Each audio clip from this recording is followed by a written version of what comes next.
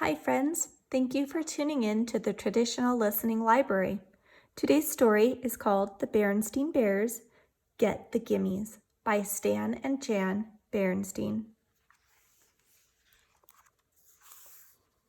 Of course, the members of the bear family, who lived in the big tree house down a sunny dirt road in bear country, loved each other very much. They loved each other very much indeed. Brother and sister loved their mama and papa. Naturally, Mama and Papa Bear loved their cubs, and of course, they were nice to them, as nice as they could be. But sometimes, they were a little too nice. Sometimes the cubs got too many treats, too many toys, and too many rides on the bucking duck at the mall. Maybe that's why Brother and Sister Bear got the gimmies. Or maybe it was because there were treats, toys, and fun things to do wherever they looked. At the supermarket, at the mall, on TV, and just about every which where. Maybe that was why they began making a fuss to get what they wanted, especially at the supermarket checkout, where there were always stacks and stacks of candy and other goodies. "Now, cubs," Mama Bear said as the family got into the checkout line, and she saw that old gimme gleam in their eye. "We can't have a big fuss every time we pass candy. I simply won't have it." "But Mama," whined Sister, "they have gummy gumballs, my favorite, and chewy chompers, my favorite," whined Brother. "Now, hush," said Mama. "I simply won't listen to another word." That's when Papa Bear smiled and said, "Now, Mama, you're only young once," and he handed the cubs their favorite treats. "It's only too true," said Mama as they were leaving the supermarket, "that you're only young once.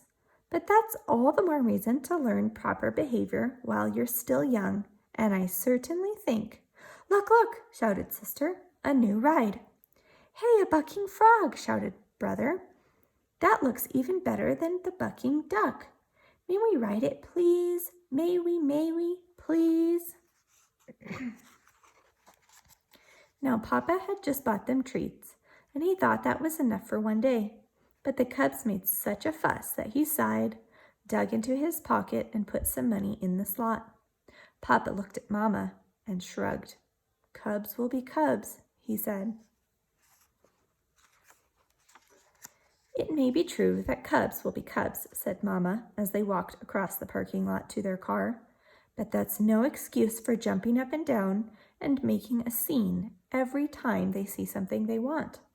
"Look, look," shouted the cubs once again. "Little rubber cats that stick out their tongues when you squeeze them." "Cubs," said Mama, "that will be quite enough. I don't want to hear another word." "Oh, please," they shouted. "May we have them? Please, please, please." Papa decided it was time to put a stop to all the fussing. "Stop that fussing," he said in his loudest Papa Bear voice. But they were making such a commotion they didn't even hear him. Sister was jumping up and down so hard that she fell over backward and started kicking her feet in the air. "Please, please," shouted the cubs so loudly that the whole parking lot took notice. Said embarrassed Papa to the toy seller. "2 of those rubber pussycats, please." The rubber pussycats not only stuck out their tongues when you squeezed them, they went squeak, squeak as well, and they squeak, squeaked all the way home. Mama was quite annoyed by the time they got back to the treehouse, but Papa was so angry he could hardly speak. It wasn't until the cubs had gone about their business and Mama had made a pot of tea that Papa's voice came back, loud and clear. "Of all the outrageous, disgraceful, embarrassing behavior I have ever seen," he roared, "that selfish, greedy performance by our cubs was the worst. Brother and sister have the worst case of the galloping, greedy gimmies I've ever seen." Yes, said Mama calmly, sipping her tea. But have you ever stopped to think about why they have the Gimmies? Perhaps their greedy behavior isn't all their fault. Perhaps it's partly our fault for giving in every time they make a fuss. Papa listened quietly.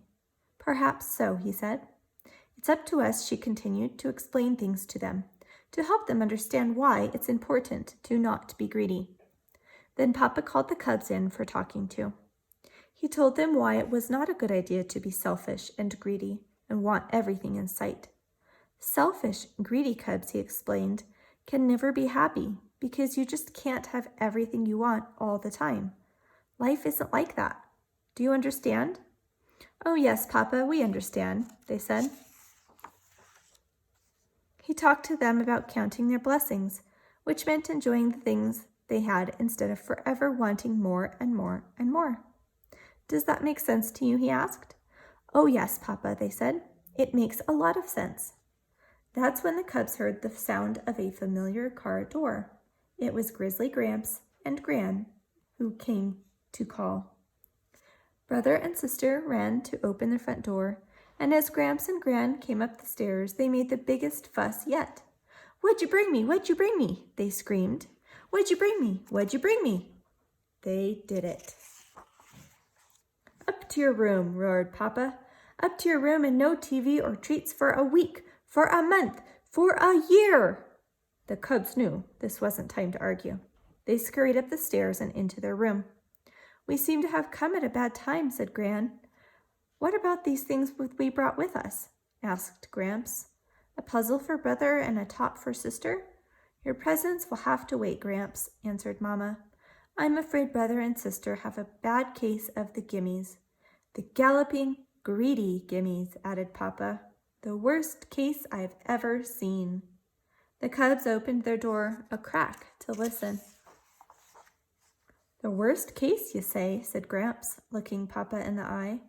Seems to me you were quite a gimme cub yourself when you were little. Brother and sister sneaked to the top of the stairs so they could hear better. I was, said Papa. Of course. We didn't have malls and supermarkets back then, but there was Old Roof Grizzly's General Store. Wonderful place. Sold just about everything. Honey cake, licorice sticks, molasses apples, and all sorts of toys and novelties. And did you ever have the Gimmies? Did you ever? You wanted everything in sight. Downright embarrassing. Why, it got so bad we couldn't go there any more. So we worked out a deal, said Gran. When it came time for a trip to the general store, we had you decide on a treat ahead of time.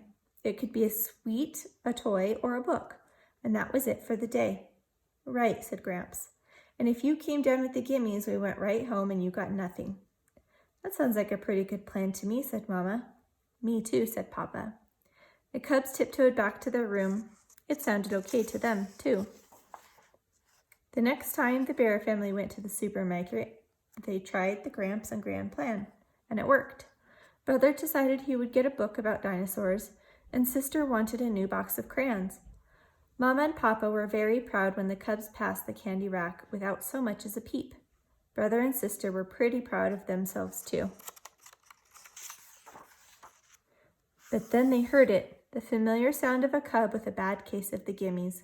The kicking, screaming cub was just behind them in the checkout line. You never heard such a fuss. What outrageous, disgraceful, embarrassing behavior, said sister. May we leave? Yeah, said brother. Let's get out of here. And that's how brother and sister Bear got rid of the pretty bad case of the galloping, greedy Gimmies. Thank you for watching. We'll see you next time.